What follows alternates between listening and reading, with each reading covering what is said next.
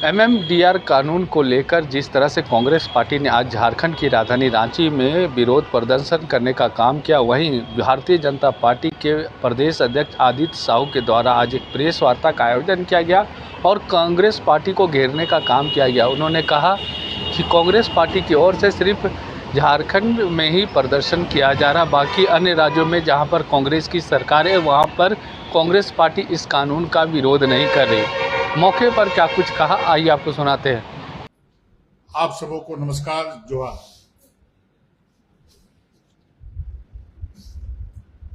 मेरे मन में ये बात बार बार आती है कि लोकतंत्र लोकलाज से चलता है, लेकिन कांग्रेस पार्टी को इस राज्य में, पूरे देश में अपने लोकलाज को धो करके रखने का काम किया है और इस प्रकार का कार्यक्रम के माध्यम से जनता की भी जो जाती है, मुझे लगता है थोड़ा शर्म भी आनी चाहिए। बार बार जनता को गुमराह करना, अच्छे कानून, अच्छे बातों को तोड़ मरोड़ कर रखना, लोगों को बरगलाना, ये उनके स्वभाव में शामिल है। आप लोगों ने देखा था कि यही वो कांग्रेस थी जब झारखंड अलग राज्य करने का आंदोलन चरम सीमा पे था, 1991 के दशक में, तो यही कांग्रेस ने झारखंड के आंदोलन को करोड़ों रुपया में खरीदने का काम किया था। यहां के जनता को बेवकूफ बनाने का काम किया था। अगर जदयू उस समय विवेक से काम करती और लोकलाज होता तो उसी समय यह राज्य अलग हो गया होता। अब जिस प्रकार से एमएमडीआर कानून जो बना है और बनने के बाद जिस प्रकार से कांग्रेस जनता को गुमराह करने का काम करने का प्रयास कर रही, षड्यंत्र कर रही है, पूरे देश में किसी भी राज्य में इस कानून का विरोध नहीं हो रहा है।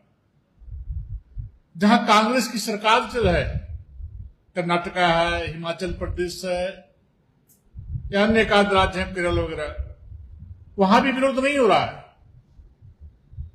लेकिन झारखंड में जिस प्रकार से यहां पर लोगों को गुमराह करने का कांग्रेस कर रही है, चूंकि इनके पास कोई मुद्दा है नहीं, ये मुद्दे को भटकाना चाहते हैं। छात्रों का इतना बड़ा आंदोलन हुआ है,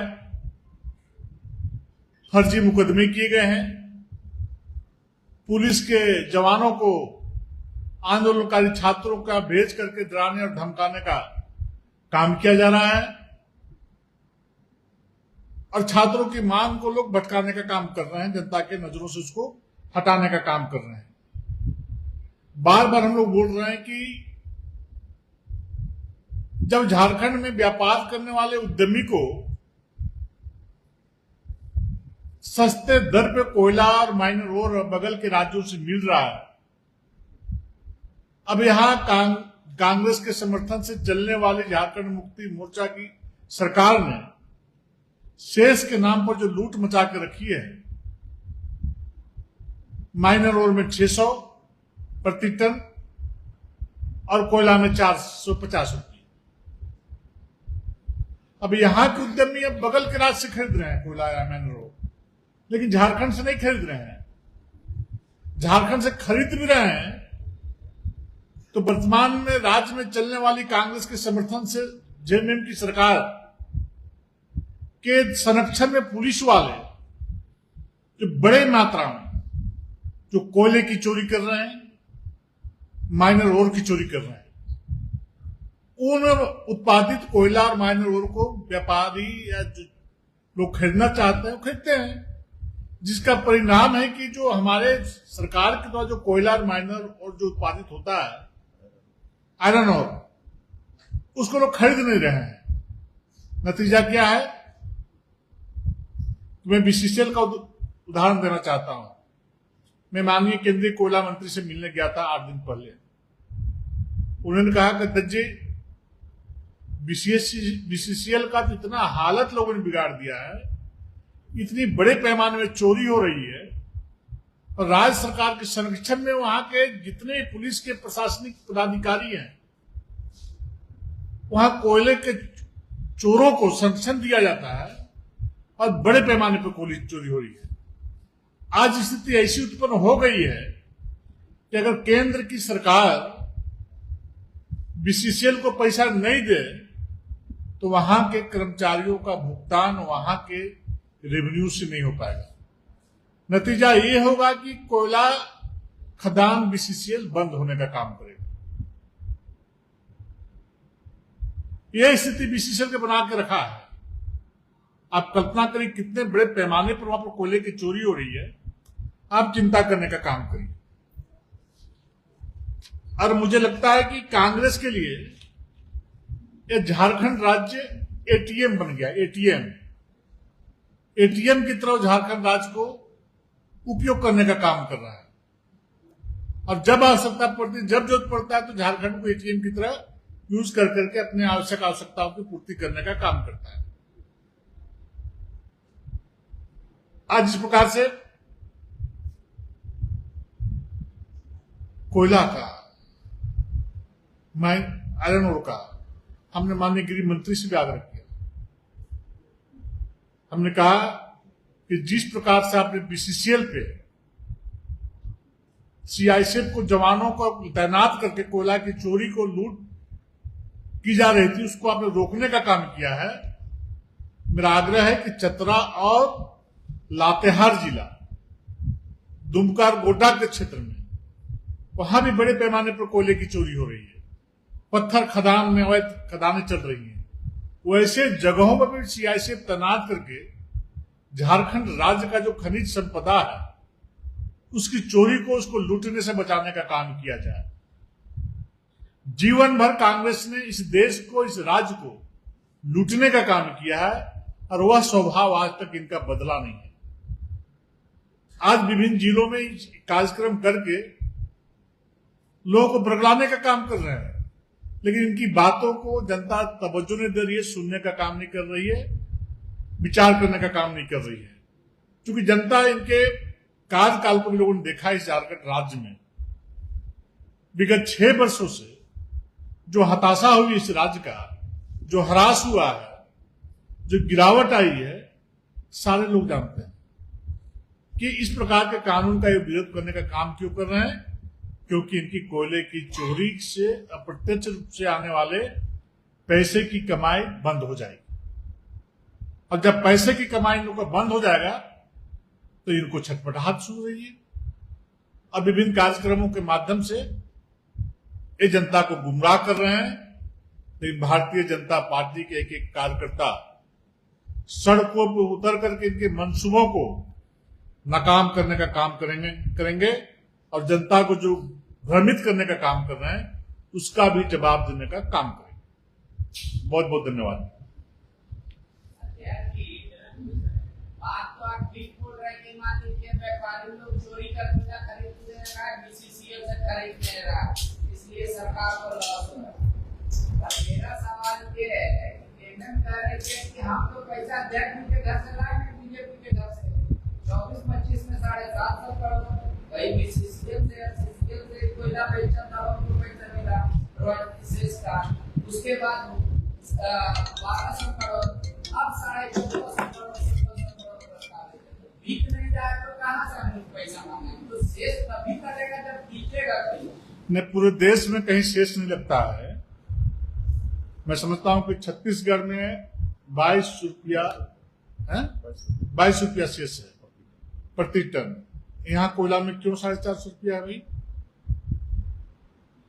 आयरन ओर में दूसरे राज्यों में नहीं के बराबर है, यहां 600 रुपया क्यों है भाई? जबकि इन सारे उत्पादित वस्तुओं से पूरे देश में जो टैक्स आता है उसका 90% टैक्स राज्य सरकार को दी जाती है। कि बात बनाकर इतना बकाया, इतना बकाया, इतना बकाया, तो कौन चीज बकाया भाई? आप स्पष्ट क्यों नहीं करते हो? डिपार्टमेंट वाइज जब बतलाते क्यों नहीं होता कि हम लोग भी जाकर केंद्र सरकार से बात करें कि भेग में कितना पैसा बकाया, इतना कब तक गुमराह करिएगा? धोखा देने में महारत हासिल है। इसके बहुत उदाहरण है कि इन लोगों ने क्या क्या कहा और आज ये कहां पे खड़ा है। इसलिए झारखंड की जनता समझ चुकी है कि झूठ बोलने वाले लोग हैं, धोखा देने वाले लोग हैं। मैं इतना भरोसा और विश्वास के साथ करता हूं कि देश के यशस्वी प्रधानमंत्री जी एक गरीब परिवार से निकले हुए कार्यकर्ता हैं और जितने भी कल्याणकारी योजनाएं 2014 के बाद जो जमीन पे उतरी है, मुझे लगता है कि देश आजाद होने के बाद किसी प्रधानमंत्री जी ने गांव के गरीब, किसान, मजदूर, शोषित, वंचित सभी समाज, सभी वर्ग का कभी किसी ने चिंता नहीं किया। पहले ऐसे शख्स हैं जो भारत मां के लाल हैं और 140 करोड़ लोगों को देश का अपना परिवार का सदस्य के रूप में मानने का काम करते हैं और सभी लोगों का सेवा निरंतर 24 घंटा करते हैं। आज गांव जाकर गांव के लोग बोलते हैं कि पहली बार इस प्रकार की सुविधाएं एक गरीब व्यक्ति प्रधानमंत्री बने हैं तो गरीबों को लिए चलाने का काम करते हैं। कांग्रेस का तर्क है कि मेरा घर है, किराया हम तय करेंगे कि बीजेपी तय करेगी, और ये तर्क दिया जा रहा है कि उड़ीसा में किराया नहीं है, छत्तीसगढ़ में किराया नहीं, तो तुम भी किराया नहीं दो। तो भाई हम लोग इलीगल ले रहे हैं, सुप्रीम कोर्ट हमको कहा कि ले सकते हैं, तब हम लिए 24। वो मैं बोला पांडे जी कि एटीएम को झारखंड समझते हैं, एटीएम उनके लिए बना हुआ है, इनका चोरी का धंधा बंद होने वाला है, इसलिए इतनी छटपटाहट है। पूरे देश को मंजूर है, झारखंड को मंजूर नहीं है। यानी किसी न किसी रूप से केंद्र सरकार का विरोध करना है।